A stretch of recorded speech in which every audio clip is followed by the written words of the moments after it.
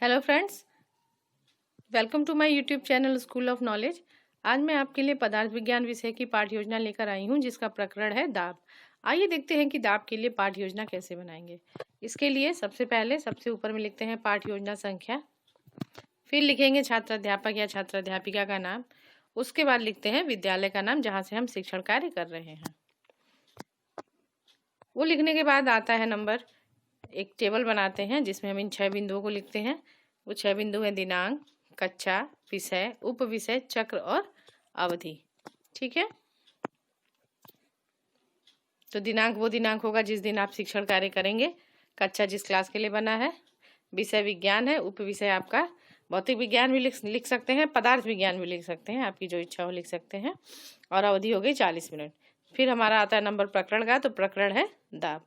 दाब के बाद प्रकरण लिखने के बाद नंबर आता है उद्देश्य का। तो उद्देश्य है, 2 तरह के उद्देश्य देते हैं। पहला सामान्य उद्देश्य। सामान्य उद्देश्य जो होता है वो विज्ञान विषय से संबंधित होता है, तो जिसमें हम विज्ञान की विशेषता की या विज्ञान का शिक्षण करने से क्या फायदा होगा छात्रों को ये किस तरह से प्रभाव डालेगा छात्रों के ऊपर, तो उसका वो उद्देश्य होता है। ठीक है, दूसरा उद्देश्य होता है विशिष्ट उद्देश्य। विशिष्ट उद्देश्य में 3 तरह के उद्देश्य की चर्चा करते हैं। कौन कौन से विशिष्ट उद्देश्य हैं? विशिष्ट उद्देश्य के अंतर्गत जो होता है, हम जो प्रकरण है उससे संबंधित उद्देश्यों को लिखते हैं। ठीक है, तो विशिष्ट उद्देश्य 3 तरह के: ज्ञानात्मक उद्देश्य, बोधात्मक उद्देश्य और क्रियात्मक उद्देश्य। तो ज्ञानात्मक उद्देश्य क्या है? ज्ञानात्मक उद्देश्य के अंतर्गत छात्र जो है दाब के बारे में जान सकेंगे और छात्र दाब का मात्रक तथा सूत्र को जान सकेंगे। ठीक है, दूसरा है बोधात्मक उद्देश्य। इसके अंतर्गत छात्र वायुमंडलीय दाब को समझ सकेंगे और छात्र दाब की उपयोगिता को समझ सकेंगे।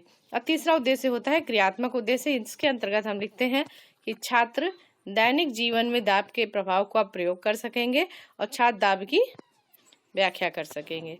ठीक है, उसके बाद नंबर आता है सहायक शिक्षण सामग्री का। तो इसमें हम लिखते हैं कि शिक्षण उपयोगी उपयुक्त सामग्री। फिर आता है नंबर पूर्व ज्ञान का। तो पूर्व ज्ञान में लिखेंगे कि छात्रों को दाब की सामान्य जानकारी है, मतलब उनको प्रकरण की सामान्य जानकारी है। ठीक है, उसके बाद नंबर आता है पाठ प्रस्तावना का। तो प्रस्तावना से ही प्रकरण का प्रश्न निकलवाते हैं। तो कैसे निकलेगा प्रकरण, आइए देखते हैं। तो इसके लिए इस तरह से एक टेबल बना लेते हैं। टेबल में 3 कॉलम होगा, जिसमें पहला होगा क्रम संख्या, दूसरा छात्र अध्यापक या छात्राध्यापिका कथन और तीसरा होगा छात्र कथन। तो शिक्षिका प्रश्न करती है कि भूख लगने पर हम क्या करते हैं। तो छात्र क्या जवाब देंगे कि भूख लगने पर हम भोजन करते हैं। फिर दूसरा प्रश्न भोजन को लेके बनेगा कि भोजन के रूप में हम क्या लेते हैं। तो छात्र क्या जवाब देंगे, चावल, दाल, रोटी आदि लेते हैं। ठीक है, फिर हमने अगला प्रश्न किया चावल को लेके। अब अगला प्रश्न बनेगा हमारा कि आधुनिक समय में चावल किस में पकाया जाता है या किस में पकाते हैं।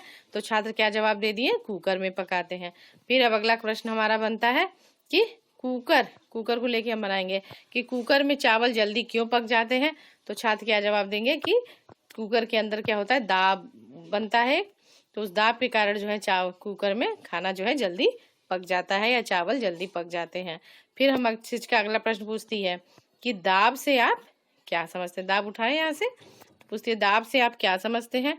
तो छात्र यहाँ पे मौन हो जाएंगे।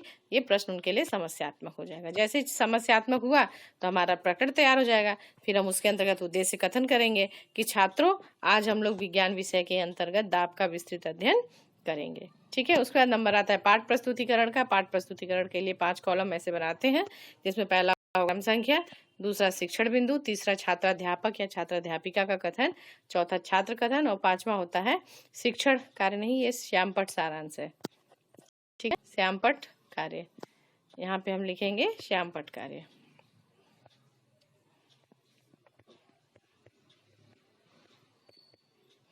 ठीक है, तो पहला शिक्षण बिंदु हमारा होगा दाब। तो शिक्षिका प्रश्न पूछती है दाब से आप क्या समझते हैं। तो छात्र क्या है यहाँ पे मौन हो जाएंगे। फिर शिक्षिका क्या करेगी, स्पष्टीकरण देगी। स्पष्टीकरण में क्या देगी कि किसी तल पर बल लगने के कारण दाब उत्पन्न होता है। किसी तल पर दाब तल के क्षेत्रफल व इसके लगाए गए लंबवत बल पर निर्भर करता है। जैसे दाब बराबर क्या हो गया, दाब बराबर बल अपॉन क्षेत्रफल। तो दाब को P से प्रदर्शित करते हैं, बल को फोर्स F और क्षेत्रफल को एरिया यानी कि A। ठीक है, तो P बराबर हो गया F अपॉन A। ठीक है, उसको हम ऐसे दिखा भी दिए। उसके बाद और क्या लिख दिया इसके अंतर्गत कि दाब का मात्रक न्यूटन पर मीटर स्क्वायर होता है, अतः एकांक क्षेत्रफल पर लगने वाले अभिलंबोत बल को क्या कहते हैं, दाब कहते हैं। ठीक है, उसके बाद इसी चीज को हम थोड़ा श्यामपट्ट सारांश पे भी लिख दिए शॉर्टकट में कि P बराबर एफ अपॉन ए, P बराबर प्रेशर का P, F बराबर फोर्स एंड A बराबर एरिया। तो हमने ये डिफाइन कर दिया कि PFA क्या है, pressure, force and area. Okay, उसके बाद इससे रिलेटेड बोधात्मक प्रश्न पूछ लेंगे। बोधात्मक प्रश्न का पहला प्रश्न प्रश्न करती है कि दाब को किससे प्रदर्शित करते हैं, कैपिटल P से, P यानी कि प्रेशर से कैपिटल P। और दाब का मात्रक क्या है, दाब का मात्रक होता है न्यूटन पर मीटर स्क्वायर होता है। ठीक है, ये था पहला शिक्षण बिंदु। फिर दूसरे शिक्षण बिंदु का नंबर आता है, दूसरा शिक्षण बिंदु है वायुमंडलीय दाब। तो शिक्षिका प्रश्न करती है कि वायुमंडलीय दाब से आप क्या समझते हैं।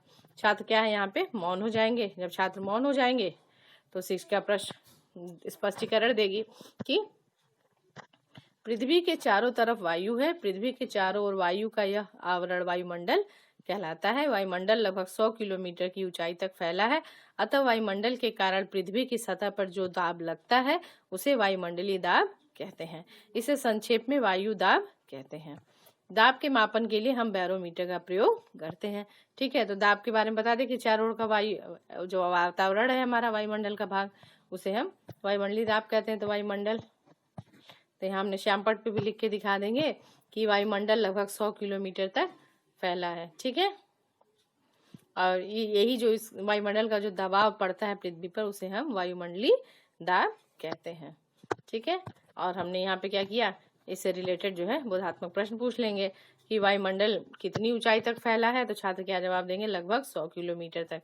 फिर दूसरा प्रश्न पूछ लिया कि दाब का मापन किस यंत्र के द्वारा करते हैं, तो छात्र जवाब देंगे बैरोमीटर के द्वारा करते हैं। ठीक है, उसका तीसरा शिक्षण बिंदु आता है, तीसरा शिक्षण बिंदु है वायु दाब के उपयोग। तो शिक्षिका प्रश्न पूछती है कि वायु दाब के क्या उपयोग है, तो छात्र क्या यहाँ पे मौन हो जाएंगे। फिर शिक्षिका स्पष्टीकरण देगी कि दैनिक जीवन में हम बहुत सी वस्तुओं का प्रयोग करते हैं जो दाब के अनुप्रयोग पर आधारित है, जैसे कि पहला है जल पंप। ठीक है, पहला है जल पंप। घरों में इस्तेमाल किए जाने वाला जल पंप दाब के कारण ही पानी देता है। ठीक है, दूसरा है साइकिल पंप। साइकिल पंप में क्या, साइकिल में हवा भरने के लिए, तो इसमें क्या लिखते हैं कि साइकिल पंप साइकिल में हवा भरने का पंप दाब की क्रिया पर ही आधारित होता है। तीसरा है स्टोव। स्टोव में क्या लिखेंगे कि घरों में इस्तेमाल होने वाला स्टोव दाब के कारण ही जलता है। चौथा है आपका कीलों का आगे की ओर नुकीला होना। तो इसमें लिखेंगे कीलों का अगला सिरा नुकीला होने से ही उस पर दाब अधिक लगता है। ठीक है, तो ये हो गया उसके प्रयोग, वायुमंडलीय दाब के प्रयोग हो गए दाब के।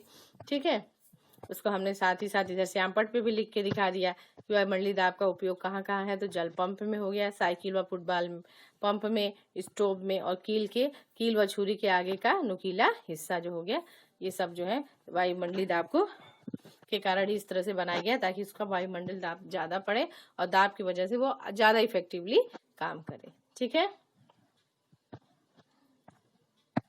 तो इससे रिलेटेड बोधात्मक प्रश्न पूछ लिया। कैसे, तो बोधात्मक प्रश्न पूछते हैं शिक्षिका कि जल पंप किसके कारण जल देता है, तो दाब के कारण जल देता है। बच्चे आंसर दे दिए। फिर दूसरा प्रश्न पूछा कि कील का अगला सिरा नुकीला क्यों बनाया जाता है या क्यों होता है, ताकि जिससे कि उस पर अधिक से अधिक दाब लग सके, इसलिए इसका जो अगला सिरा होता है वो नुकीला बनाया जाता है। ठीक है, तो ये था हमारा शिक्षण बिंदु, दूसरा शिक्षण बिंदु।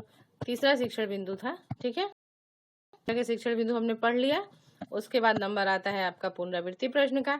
पुनरावृत्ति प्रश्न में हम 3 तरह के क्वेश्चन पूछ ले, 3-4 जो भी आपकी इच्छा होता है। हमने तीनों ही शिक्षण बिंदु से एक प्रश्न पूछ लिया कि हमारा वायुमंडल किससे घिरा होता है, और दूसरा लिया दाब का क्या सूत्र होता है, और तीसरा पूछ लिया कि स्टोव किस क्रिया पर आधारित होता है। ठीक है, फिर उसके बाद श्यामपट्ट सारांश दे दिया। श्यामपट्ट सारांश में इस तरह से बना दिया कि दाब बराबर बल अपॉन क्षेत्रफल, P बराबर F अपॉन A। फिर दाब का मात्रक दिया न्यूटन पर मीटर स्क्वायर। दाब का मापन बैरोमीटर द्वारा किया जाता है। और दाब के कहाँ कहाँ अनुप्रयोग है, कहाँ कहाँ है, जल पंप में, साइकिल पंप में और स्टोव आदि में इसका उपयोग किया जाता है। ठीक है, उसके बाद इससे रिलेटेड गृह कार्य दे दिया। तो गृह कार्य में बच्चों से प्रश्न पूछ लिया कि दाब तथा उसके अनुप्रयोगों को याद करके आना है, या लिख सकते हैं पढ़कर आना है, आपकी जो इच्छा वैसे दे दीजिए। ठीक है, ये था हमारा आज का लेसन प्लान। अगले लेसन प्लान में आपसे फिर मिलेंगे। दोस्तों, अगर आपको मेरी वीडियो अच्छी लगी हो तो प्लीज इसे लाइक करें, शेयर करें और मेरे चैनल को सब्सक्राइब करें। अगले लेसन प्लान में आपसे फिर मिलते हैं। Thank you.